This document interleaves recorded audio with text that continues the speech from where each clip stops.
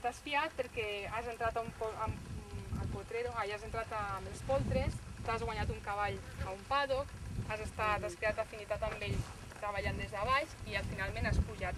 Això no me ve, hi ha un temps, una evolució, un ritme que cadascú marca l'aprenentatge.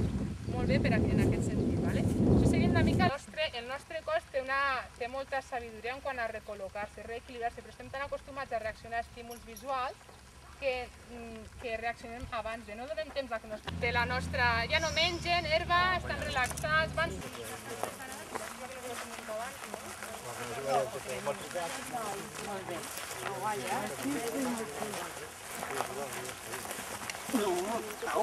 Molt fort, digui, no? No!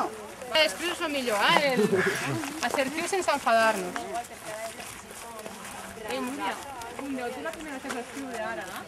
Què fan ara? Ara el que han fet ha sigut agafar els cavalls, fer un atansament al cavall, han anat a dalt amb uns paddocks que han mirat de caçar un potre, perquè hi ha gent que no havien tocat mai un cavall, uno s'hi havia atansat molt poc i han de saber les sensacions que se sent quan tu t'atanses al cavall. Ara els han ficat aquí a la dutxa, acabem de fer una mica de teràpia de caminar amb el cavall i atansar-s'hi molt, fer-li festes, acariciar-los, i ara el que hem fet ha sigut atansar-los a la dutxa, portar-los a la dutxa, això que són les dutxes, i ara mirarem d'alçar-los dels cascos i dutxar-los una miqueta a veure quina reacció fan els cavalls. Doncs el curs aquest que presentem dintre de l'oferta d'escola d'estiu o Universitat d'Estiu de la UDL està dirigida a formadors de persones dintre de l'àmbit formal o no formal, tot i que al col·lectiu també hi ha persones que són de l'àmbit empresarial o d'INEF, una persona de medicina.